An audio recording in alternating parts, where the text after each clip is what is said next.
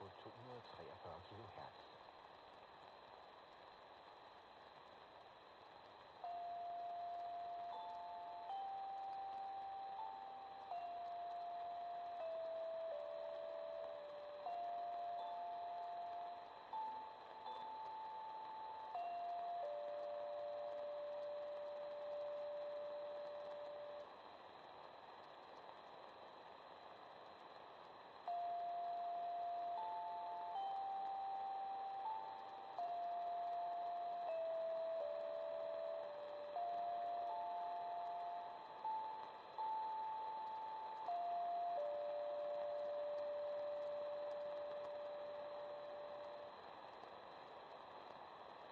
Du lytter til DR's langbølgesender på 243 kHz.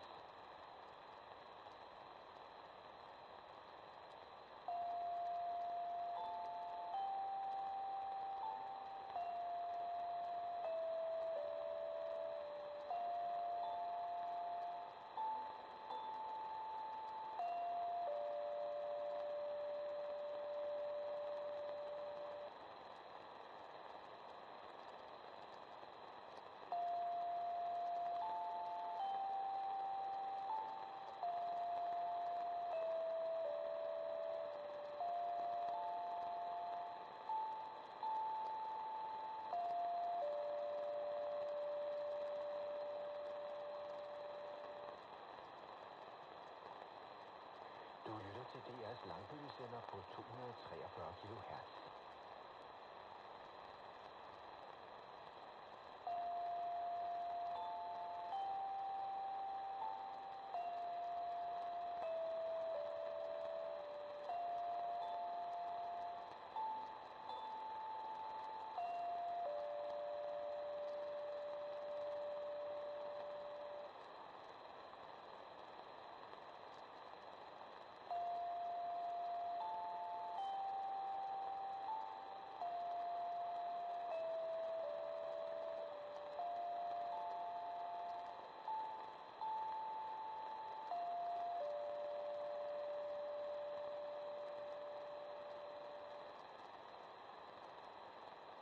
Du lytter til DR's langbølgesender på 243 kHz.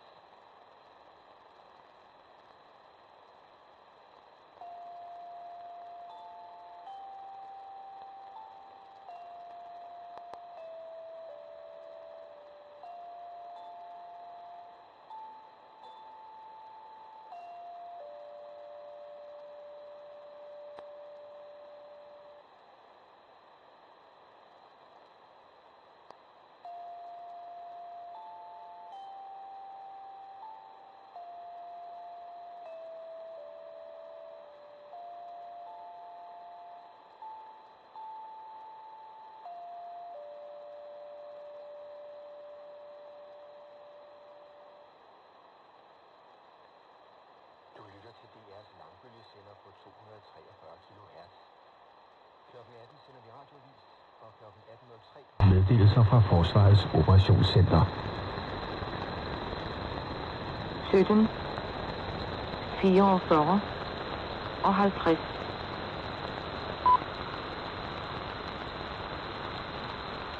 17, 45 og 0. Vi læser en erklæring til det danske folk. DR har sendt på langbølge i næsten 100 år fra 2 høje radiomaster i Kalundborg. Danmarks Radio, København, Kalundborg. Men internet- og satellitforbindelser har gjort teknologien utidssvarende.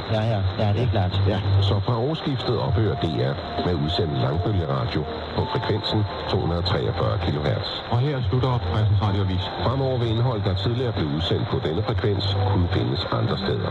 Noteringerne, børskurser, varenoteringer og de meteorologiske meldinger. Gå ind på dr.dk/am, hvis du vil vide mere om, hvor du finder de programmer, der i dag sendes på langbølge. Ram dem! Rejs dem! Vi læser en erklæring til det danske folk. DR har sendt på langbølge i næsten 100 år fra 2 høje radiomaster i Kalundborg. Danmarks Radio, København, Kalundborg. Men internet- og satellitforbindelser har gjort teknologien utidsvarende. Ja, det er klart. Ja. Så fra årsskiftet ophører DR med udsendt langbølgeradio på frekvensen 243 kHz. Og her slutter Pressens Radioavis. Fremover vil indhold, der tidligere blev udsendt på denne frekvens, kunne findes andre steder. Noteringerne, børskurser, varenoteringer og de meteorologiske meldinger. Gå ind på dr.dk/am, hvis du vil vide mere om, hvor du finder de programmer, der i dag sendes på langbølge. Ram dem! Rejs dem!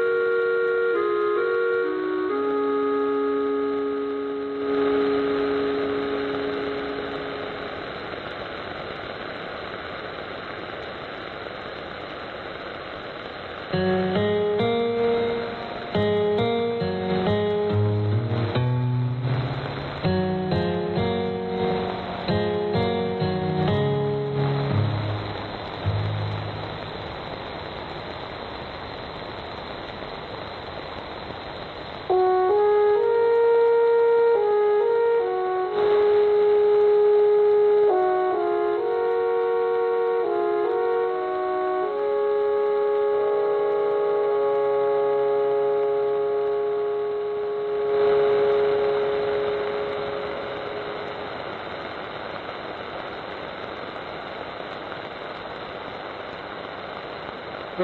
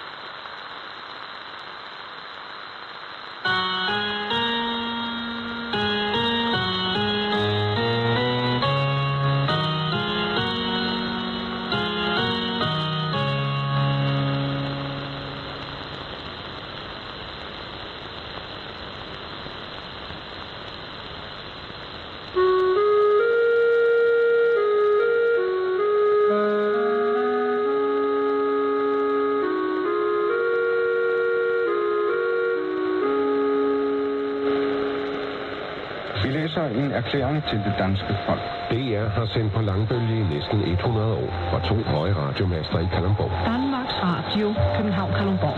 Men internet- og satellitforbindelser har gjort teknologien utidssvarende.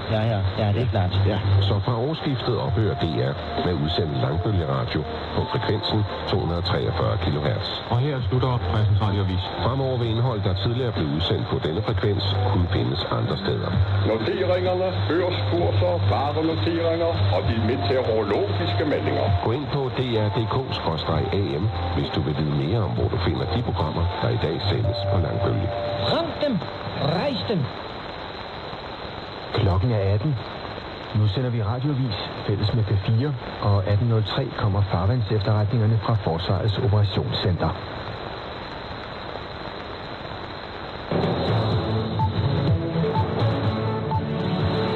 Regeringen vil sende en fregat til det Røde Hav. Skibet skal være en del af det militærsamarbejde med USA i spidsen, der skal beskytte internationale skibe mod de angreb, de har været udsat for siden oktober. Og der er tale om en alvorlig mission, siger forsvarsminister Troels Lund Poulsen. Det er sådan, at skib bliver angrebet af houthierne, og derfor skal man selvfølgelig også være i stand til at kan forsvare sig selv, og det kommer fregatten også til. Ifølge udenrigsminister Lars Løkke Rasmussen, så handler det om at sikre den maritime sikkerhed og verdens skibshandlen. Det er 12% af den internationale skibstrafik, der går igennem Suezkanalen. Og hvis det lykkes Houthierne med sådan i virkeligheden de facto at blokere hele det farvand, ved at skræmme den civile søtransport fra vid og sans, så kommer det med en enorm pris. Og regeringen får opbakning fra et bredt flertal i Folketinget. For Danmarksdemokraterne er det vigtigt, at der bliver gjort noget, siger partiets udenrigsordfører Peter Skaarup. Vi er en meget større søfartsnation end mange andre lande i forhold til vores indbyggertal, og derfor har vi en interesse i, at vi kan transportere varer. Vi har større rederier, shippingselskaber, der har store interesser på spil. Vi har også selv interesse som forbrugere ved, at varerne kan komme frit frem hurtigt. Og der er brug for så mange skibe som muligt, og en dansk fregat vil være i stand til at løfte opgaven, siger Peter Viggo Jacobsen, lektor ved Forsvarsakademiet. Det er jo en ret kompliceret operation, man skal jo ind i, så derfor så kommer det danske skib til at indgå på lige fod med de andre skibe, og ikke bare et spørgsmål om symbolik, men at man faktisk kommer til at levere et reelt bidrag. Før fregatten sendes afsted, skal udsendelsen formelt vedtages af Folketinget, og derfor forventer forsvarsminister Troels Lund Poulsen først, at fregatten kan være klar i det Røde Hav i løbet af januar. Selvom Etisk Råd i efteråret anbefalede et nej til aktiv dødshjælp, så er det ikke stoppet overvejelserne på Christiansborg. Den aktuelle sag om 81-årige Ebbe Preisler, der er sigtet for at have dræbt sin syge kone, viser, at det fortsat er vigtigt at holde liv i den politiske debat, siger Henrik Frandsen, midlertidig politisk ordfører for Moderaterne. Der er mange forskellige modeller, man kan vælge. Der er mange forskellige ting, man skal forholde sig til undervejs. Blandt andet omkring de pårørende, omkring hvor vidtgående det skal være, hvilken metoder man skal kunne bruge osv. Så det er svært bare at lige umiddelbart at sige ja og nej, synes jeg. Regeringen har nedsat udvalget for en mere værdig død. Her skal medlemmerne se på, om aktiv dødshjælp bør være i tilbud herhjemme. Hos de konservative, der er folketingsgruppen ikke helt enige, men sundhedsordfører Per Larsen mener, at der er tunge argumenter mod aktiv dødshjælp. Hvis man åbner for det, så ser jeg en risiko for, at man ligesom devaluerer livet. Og det ønsker jeg bestemt ikke. Altså, vi kan se en glidebane også i nogle af de lande, der har indført aktiv dødshjælp, hvor det bare tager mere om sig og bliver mere og mere almindeligt. Og det synes jeg simpelthen er skræmmende. Ebbe Preisler, der er sigtet for at dræbe sin kone med metadon, blev ikke fremstillet i grundlovsforhør i dag. Det var ellers meningen. Vagtchef Henrik Stormer ved Københavns Politi siger, det tidligst bliver i morgen, da den 81-årige mand ikke endnu er frisk nok til at komme i retten. Og så skal vi til Rådhuspladsen i København, for igen i dag bliver der demonstreret mod krigen i Gaza. Og denne gang er der fokus på de børn, der er blevet dræbt i krigen. Og reporter Bodil Åbom, du er taget på Rådhuspladsen. Og der er kridtet op med skriften København for Gazas børn, som lige nu er i gang med at blive fyldt op af 1000 fyrfadslys. For her om en halv times tid, så skal de lysene tændes. Og det er Sofie Hestorp Andersen, overborgmester i København, som får lov til at tænde det første lys. Og jeg står her med en af arrangørerne for eventet i aften, det er Salama Al-Jaya. Hvad er det for et budskab, I gerne vil sende med de her lys? Jamen, budskabet her i aften skal være, at vi alle sammen står sammen om at sørge omkring den vemodige skæbne, som mange af Gazas civile, og især Gazas børn, har mødt de her sidste par måneder. Gadebilledet har været meget fyldt med masser af demonstrationer, og det har været hjertevarmende at se alle de mennesker, der trodser vind og vejr går på gaden for Palæstina og for den palæstinensiske sag. Men elementet sorg har manglet, og det synes vi, at vi gerne vil udtrykke her i aften, og det er vores måde at gøre det på. Jeg håber, I får kæmpet jer igennem vind og vejr. Tak for det. Det er altså her direkte fra Rådhuspladsen i København. I aften og i nat får vi spredte byer, som kan være med hagl. Efterhånden skulle det dog klare op flere steder. Temperaturer mellem 1 og 5 grader og let til frisk vind, der kommer fra sydvest og vest. Anders Weber var redaktør på eftermiddagens radioaviser. Jeg hedder Michael Olsen.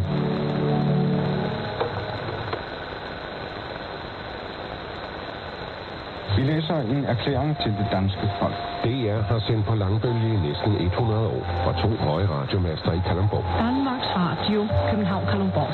Men internet- og satellitforbindelser har gjort teknologien utidssvarende. Ja, det er klart. Ja. Så fra årsskiftet ophører DR med udsendt langbølgeradio på frekvensen 243 kHz. Og her slutter Pressens Radioavis. Fremover vil indhold, der tidligere blev udsendt på denne frekvens, kunne findes andre steder. Noteringerne, børskurser, varenoteringer og de meteorologiske meldinger. Gå ind på dr.dk/am, hvis du vil vide mere om, hvor du finder de programmer, der i dag sendes på langbølge. Ram dem! Rejs dem!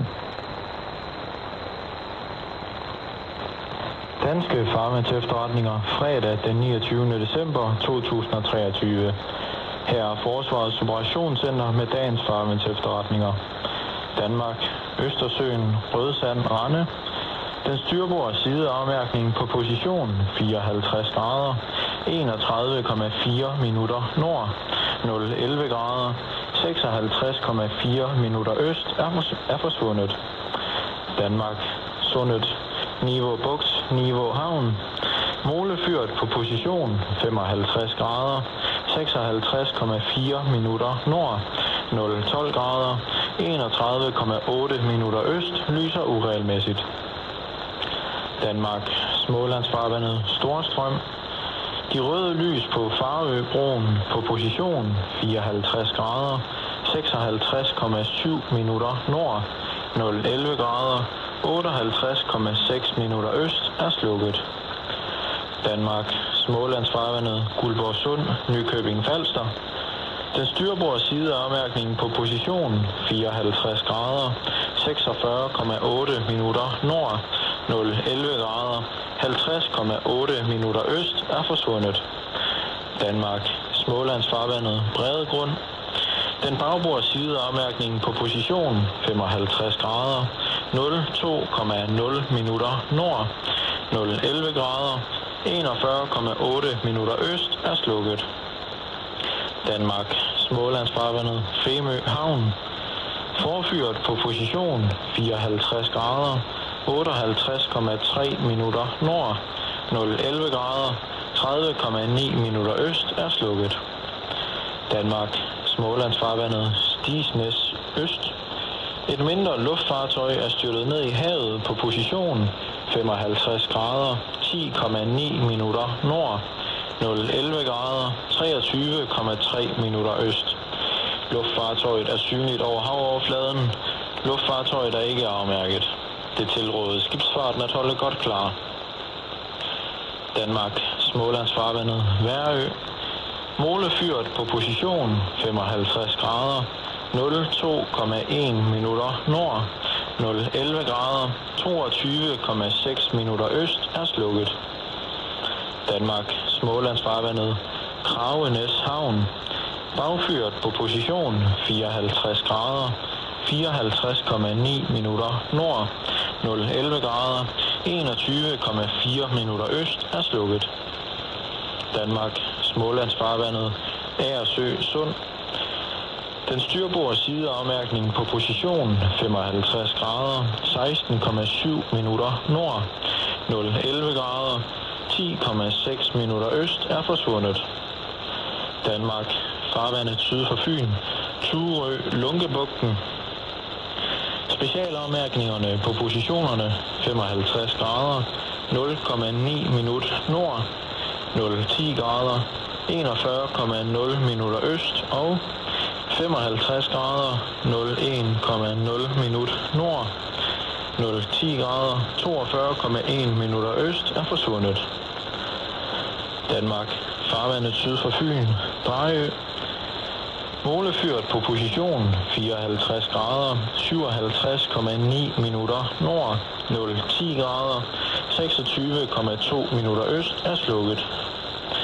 Danmark, farvandet syd for Fyn, Ærøskøbing.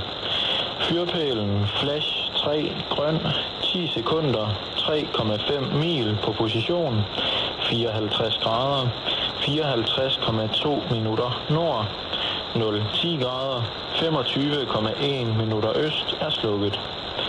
Danmark, Lillebælt, Falsled Havn.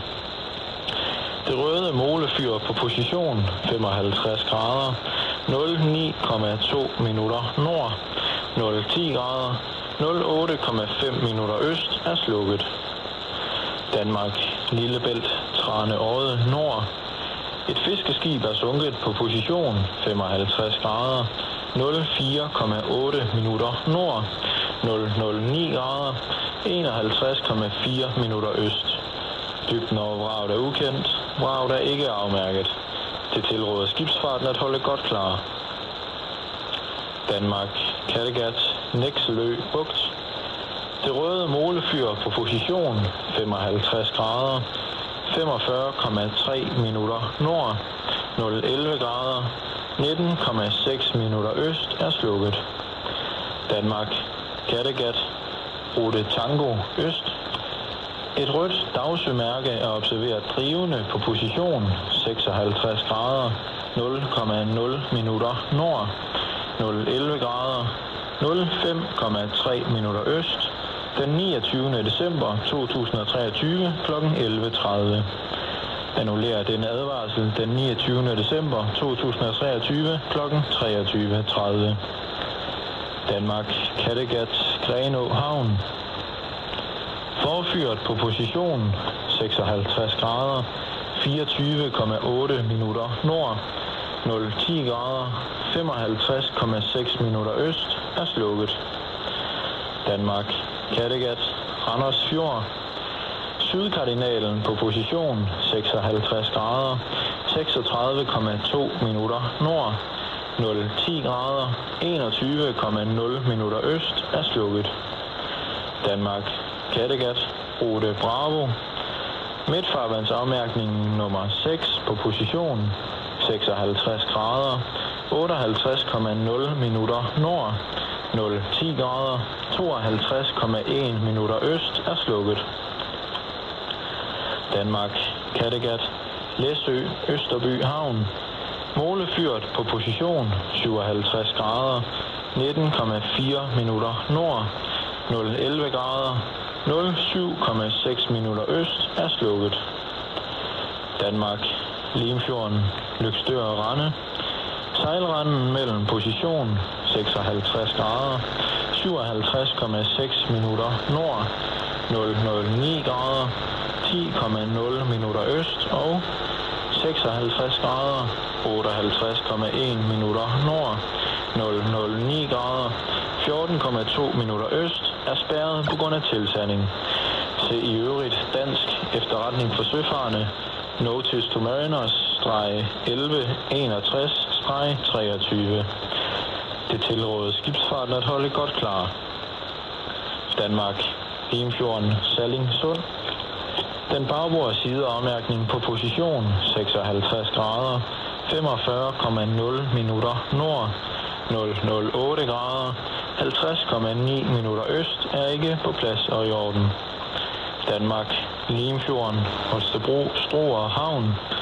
Målefyret på position 56 grader 29,7 minutter nord, 008 grader 35,8 minutter øst er slukket. Danmark, Limfjorden, Thyborøn, Sælhundeholm Løb. Den styrbord sideafmærkning nummer 1 på position 56 grader 41,2 minutter nord, 008 grader 14,2 minutter øst er slukket. Danmark, Skagerrak, Skagen Vest. En container er observeret på position 57 grader 42,5 minutter nord, 010 grader 23,8 minutter øst. Skibsfarten tilrådes at holde godt klar. Danmark, Skagerrak, Hirtshals Havn. Målefyret på position 57 grader 36,0 minutter nord, 009 grader 57,4 minutter øst er slukket. Danmark, Skagerrak, fra Hanstholm til Skagen. 46 containere er tabt og driver mellem position 57 grader 14,2 minutter nord, 008 grader 07,5 minutter øst og 57 grader 47,6 minutter nord, 010 grader 43,9 minutter øst den 22. december 2023 kl. 10.00. Danmark, Nordsøen Lille Fiskerbanke. Specialafmærkningen på position 56 grader, 45,4 minutter nord, 006 grader, 25,9 minutter øst, er delvist sunket og udgør en fare for sejladsen. Danmark, Nordsøen, Harboøre Vest. Specialafmærkningerne på positionerne 56 grader, 39,7 minutter nord, 008 grader, 03,0 minutter øst og 56 grader, 38,9 minutter nord, 008 grader, 03,0 minutter øst er forsvundet. Danmark, Nordsøen, platform Svend. Navigationslys på platform Svend på position 56 grader, 10,7 minutter nord, 004 grader, 10,8 minutter øst er slukket. Danmark, Nordsøen, Hvide Sande, nordvest.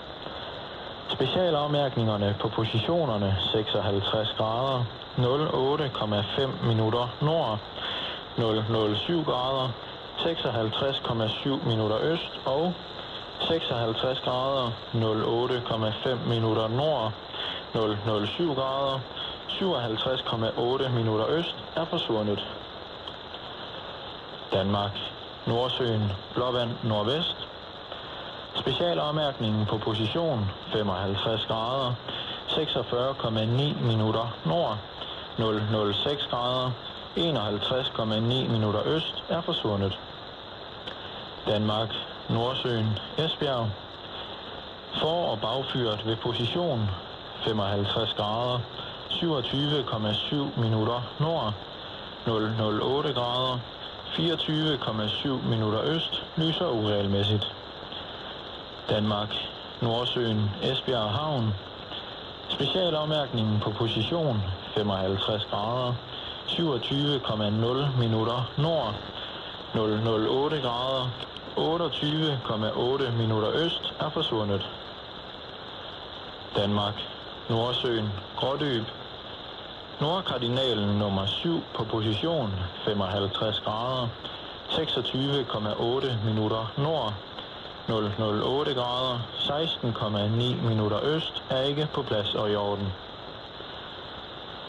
Der afholdes i morgen, lørdag den 30. december 2023, ingen skydeøvelser. Forsvarets operationscenter opfordrer herudover til at udvise godt sømandskab og hensyn til hinanden. Det har været en fornøjelse at få lov til at oplæse Farma til efterretninger for dem. Vi ønsker dem en fortsat dejlig dag og et godt nytår. Det var Farma til efterretningerne.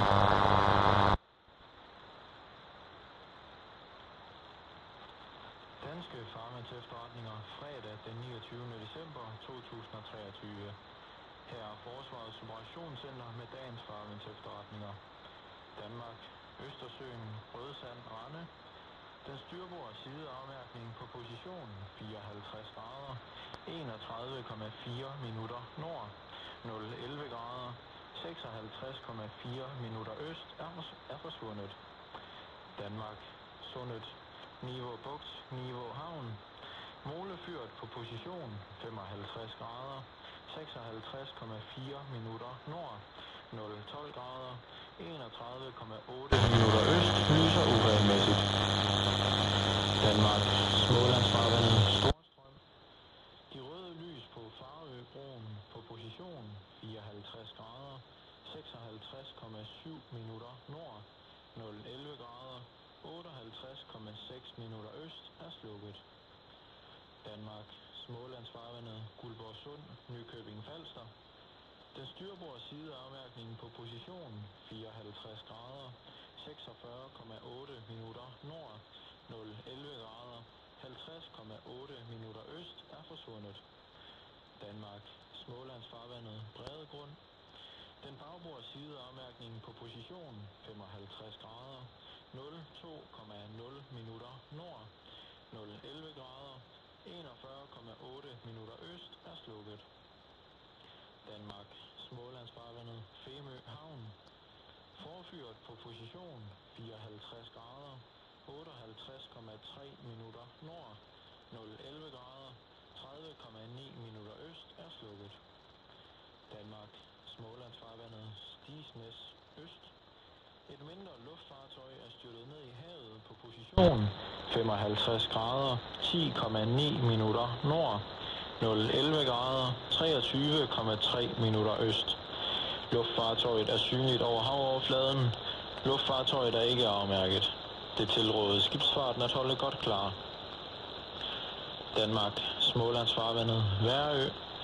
Målefyret på position 55 grader 02,1 minutter nord, 011 grader 22,6 minutter øst er slukket. Danmark, Smålandsfarvandet, Kragenæs Havn. Bagfyret på position 54 grader 54,9 minutter nord, 011 grader 21,4 minutter øst er slukket. Danmark, Smålandsfarvandet, Agersø Sund. Den styrbord sideafmærkning på position 55 grader 16,7 minutter nord, 011 grader 10,6 minutter øst er forsvundet. Danmark, farvandet syd for Fyn, Turø, Lunkebugten. Specialafmærkningerne på positionerne 55 grader 0,9 minut nord, 010 grader 41,0 minutter øst og 55 grader 01,0 minut nord, 010 grader 42,1 minutter øst er forsvundet. Danmark, farvandet syd for Fyn, Drejø. Målefyret på position 54 grader 57,9 minutter nord, 010 grader 26,2 minutter øst er slukket. Danmark, farvandet syd for Fyn, Ærøskøbing. Fyrpælen Flash 3 grøn 10 sekunder 3,5 mil på position 54 grader 54,2 minutter nord, 010 grader 25,1 minutter øst er slukket. Danmark, Lillebælt, Falsled Havn. Det røde målefyr på position 55 grader 09,2 minutter nord, 010 grader 08,5 minutter øst er slukket. Danmark, Lillebælt, Tranøje Nord. Et fiskeskib er sunket på position 55 grader 04,8 minutter nord, 009 grader 51,4 minutter øst. Dybden over vraget er ukendt. Vraget er ikke afmærket. Det tilråder skibsfarten at holde godt klar. Danmark, Kattegat, Nekselø Bugt. Det røde målefyr på position 55 grader 45,3 minutter nord, 011 grader 19,6 minutter øst er slukket. Danmark, Kattegat, Rute Tango Øst. Et rødt dagsømærke er observeret drivende på position 56 grader 0,0 minutter nord, 011 grader 05,3 minutter øst, den 29. december 2023 kl. 11.30. Annullerer den advarsel den 29. december 2023 kl. 23.30. Danmark, Kattegat, Grenå Havn. Forfyret på position 56 grader 24,8 minutter nord, 010 grader 55,6 minutter øst er slukket. Danmark, Kattegat, Randers Fjord. Sydkardinalen på position 56 grader 36,2 minutter nord, 010 grader 21,0 minutter øst er slukket. Danmark, Kattegat, Rute Bravo. Midtfarvandsafmærkningen nummer 6 på position 56 grader 58,0 minutter nord, 010 grader 52,1 minutter øst er slukket. Danmark, Kattegat, Læsø, Østerby Havn. Målefyret på position 57 grader 19,4 minutter nord, 011 grader 07,6 minutter øst er slukket. Danmark, Limfjorden, Løgstør og Rande. Sejlranden mellem position 56 grader 57,6 minutter nord, 009 grader, 10,0 minutter øst og 56 grader, 58,1 minutter nord, 009 grader, 14,2 minutter øst er spærret på grund af tilsanding. Se i øvrigt dansk efterretning for søfarende, Notice to Mariners, -1161-23. Det tilråder skibsfarten at holde godt klar. Danmark, Limfjorden, Salling, Sund. Den bagborde sideafmærkning på position 56 grader, 45,0 minutter nord, 008 grader, 50,9 minutter øst er ikke på plads og i orden. Danmark, Limfjorden, Holstebro, Struer Havn. Målefyret på position 56 grader, 29,7 minutter nord, 008 grader, 35,8 minutter øst er slukket.